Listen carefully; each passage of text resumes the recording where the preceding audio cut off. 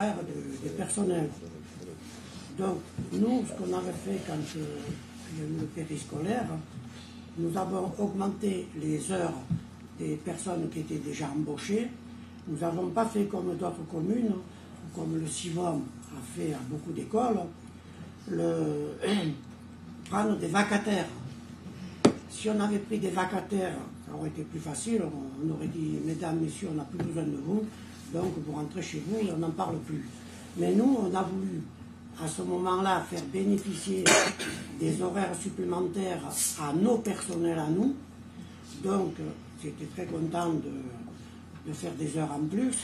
Et ça nous a permis aussi, vis-à-vis des enfants, que les enfants aient toujours le même personnel pendant toute l'année. Que les vacataires, ça peut changer d'un jour à l'autre. Il est malade ou il va ailleurs. Tandis que là, ils ont eu pendant toutes les années scolaires le même personnel, comme ils ont toujours maintenant. Donc, ce personnel-là, étant donné qu'il n'y a plus de services qui existent, il a fallu donc jouer sur les horaires. C'est ce qu'on a fait. Voilà, tout ça.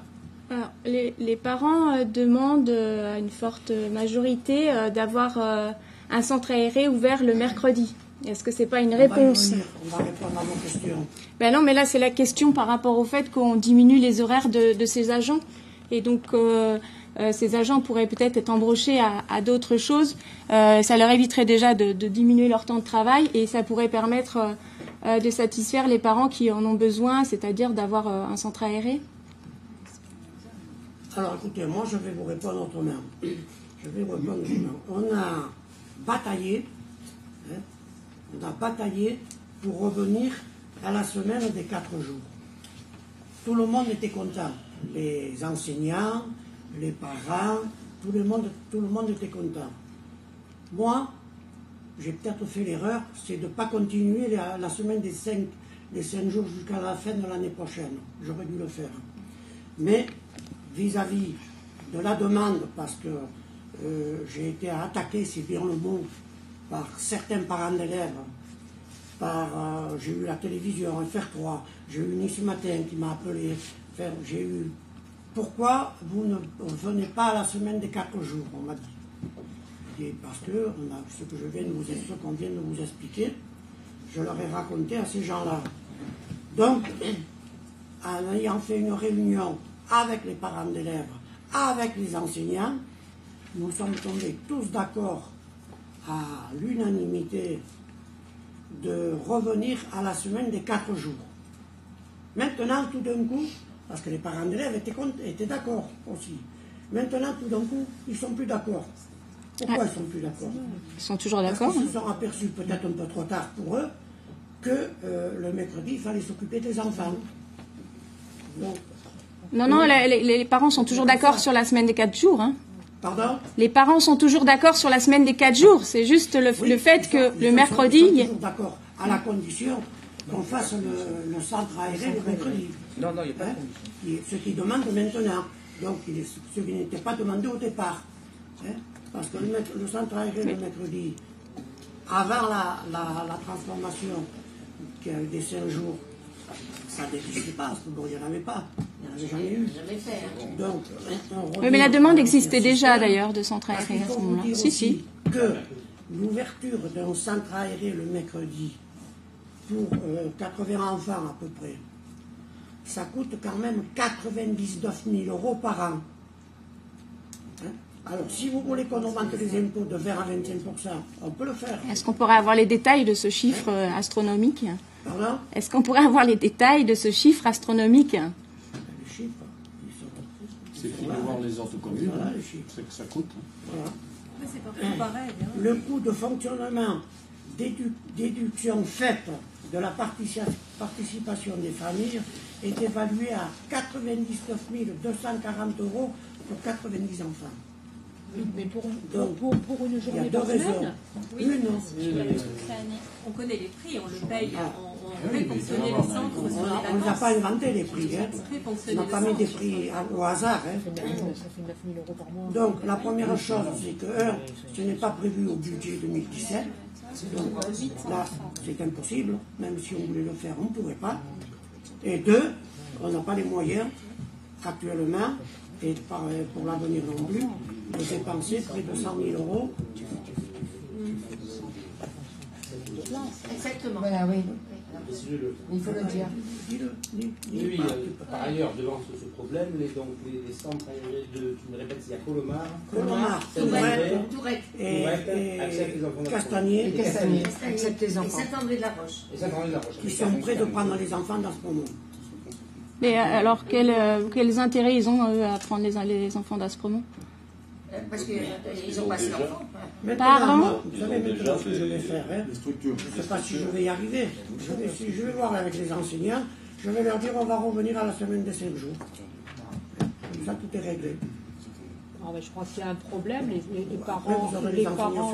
Les parents parlent d'un problème qui est évoqué. Donc, je pense que c'est normal que l'on en parle. Après, que la décision soit prise ou qu'elle ne soit pas prise, oui, mais je veux dire, les si parents ont le droit de s'exprimer quand même. Si on veut ouvrir un centre aéré, il faut d'abord avoir l'autorisation de la CAF.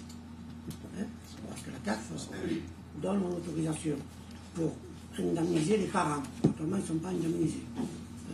Donc la CAF n'est pas d'accord non plus, parce que, un, ce n'est pas prévu dans leur budget, et deux, ils nous diront non comme ils ont fait pour la crèche. La crèche, on a bataillé 4 ans pour l'avoir. 4 ans. Mais on a bien l'autorisation l'été. Grâce à la CAF, qui n'était pas favorable, qui ne voulait pas subventionner la part des parents. Ouais, je vais compléter les propos du maire. Donc, concomitamment, il y a eu deux décisions importantes qui sont arrivées pratiquement en même temps. Ça a été effectivement un accord pour revenir à la semaine des 4 jours, donc un accord entre les parents d'élèves, le conseil de l'école, à 99%. Et l'inspecteur d'académie. Bon, en précisant qu'effectivement, avant la mise en place des rythmes scolaires qui ont été annulés, Aspremont ne bénéficie pas de centre aéré le mercredi. Ça, c'était un constat. Il s'avère qu'aujourd'hui, il y a des parents qui souhaitent effectivement un centre aéré le mercredi, donc on a affaire en fait à deux problématiques. La mesure numéro 3, c'est l'augmentation des tarifs de la restauration scolaire.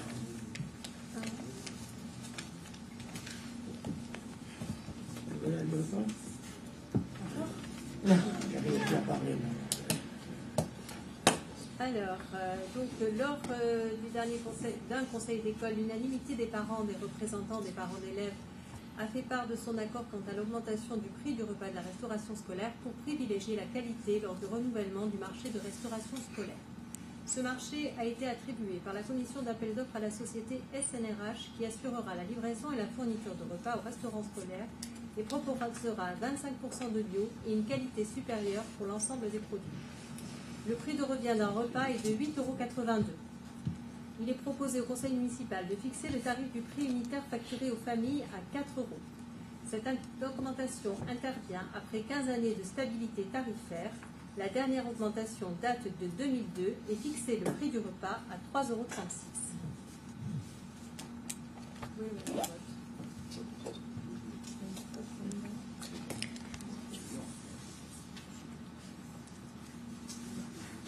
Donc ma question. Il y a eu d'augmentation depuis 15 ans.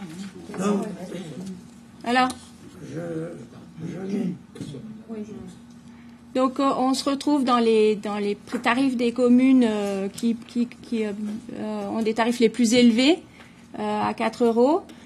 Ça fait une augmentation qui est relativement conséquente. Pourquoi une augmentation aussi importante d'un seul coup? Voilà, parce que, et pourquoi se situer dans les communes les plus hautes? C'est la demande des familles. Les familles ont demandé que ça coûte plus cher. D'accord. La qualité. La qualité, oui. Mais il faut quand même aussi faire le compte que depuis une quinzaine d'années, 12 ou 15 ans, je ne me souviens plus, il n'y a pas eu d'augmentation. Oui, je suis d'accord. On a payé l'augmentation, la part communale, mais on n'a pas compté aux parents. Mais ça a quand même fait pas mal d'euros d'économiser. On se retrouve quand même dans les communes de tête, alors que jusqu'à maintenant, enfin, on était bien placés. Et Donc voilà, ça fait une augmentation assez brutale, je trouve, pour les parents. 406. Eh ben, ça fait 16%, c'est beaucoup 16% d'augmentation. Oui, alors moi je pense quand même que... On n'est pas la commune la plus chère. Hein. Non, mais bon... Mais attention. 4,02 la plus chère. Je voudrais quand même dire quelque chose, parce que après on va venir à vos questions diverses, mais j'anticipe un petit peu sur la cantine, sur le prix des repas. C'est que vous avez pris des renseignements dans des communes qui ne sont pas à comparer avec Aspremont. Je vous donne Colomar, Tourette. Je vous donne Villefranche, parce que vous mettez sur votre lettre que Villefranche paye tant. Mais n'oubliez pas que Villefranche a un budget à peu près de 14 à 15 millions d'euros par an, alors qu'Aspremont a un budget de 4 millions par an. Donc c'est pas du tout pareil. Alors quand vous allez, parce que j'ai téléphoné cet après-midi à Villefranche, j'ai les renseignements. C'est d'ailleurs pour ça que je vous dis que le budget il est entre 14 et 15 millions d'euros par an. Et que nous, il est de 4 millions d'euros. Donc ça fait une grosse différence. Quand même, ça fait une grosse différence. Donc je pense que nous, là-dessus, on va y revenir après avec des questions diverses. Bon, moi je pense quand même... Alors quand vous faites des comparaisons, faites-les avec des communes qui nous ressemblent. C'est 3,50 € à Tourette et à Levens. Hein. Bon, je mets la il y a plus de bio qu'ici, hein. Toutes les communes ont plus de bio. Je voudrais parler. Je trouve que cette augmentation de 4 €, si les parents pensent qu'il faut une alimentation qui soit plus biologique, que les parents ne sont pas opposés, c'est vrai que pendant 15 ans, ça n'a pas été augmenté. Je n'ai pas d'opposition par rapport à ça. Par contre, je pense qu'il faut quand même, avec Eliane, je pense qu'il faut être quand même très vigilant parce que cette augmentation peut entraîner chez quelques familles, peut-être, je n'en sais rien, hein, mais chez un problème financier. On peut très bien imaginer qu'une dame avec son fils, tout d'un coup, se retrouve au chômage et cette augmentation puisse entraîner des difficultés. Donc je pense qu'il faut et ça je pense qu'il n'y a aucun problème, que la commune soit très vigilante justement à ces familles qui pourraient se trouver en difficulté et que ces familles sachent automatiquement qu'elles peuvent sortir. Non mais je pense qu'il faut le dire. Je pense qu'il faut le dire. Il faut que ces familles sachent qu'à ce moment-là, elles peuvent s'adresser à Eliane qui fera le lien avec la mairie pour à ce moment-là, prendre des dispositions par rapport à ces familles qui peuvent, à un moment ou à un autre, ça peut arriver à tout le monde, se retrouver en difficulté. Voilà. Sinon, après ça... On a jamais oui, tout à fait. Dans le passé, mais je pense qu'il est bon de le dire. Dans le passé, quand il y a eu des décès, on a même payé les obsèques. Oui, bien sûr. Mais il faut le dire. Donc, bien sûr, que s'il y a une famille en difficulté, il y a un CCAS dont la présidente est Eliane Mercier qui s'occupe de ces dossiers-là. Donc ce n'est pas des gens qu'on laisse à l'abandon. On ne les a jamais laissés et on ne les laissera jamais à l'abandon. C'est une bonne précision. Ça a déjà existé à plusieurs reprises. À plusieurs reprises pour des décès, pour des familles qui n'avaient pas les moyens de payer quelque chose. Nous avons même, les repas de M. Choubat, avec l'aide de M. Arzani à une époque, nous avons même payé un fauteuil roulant à un handicapé physique.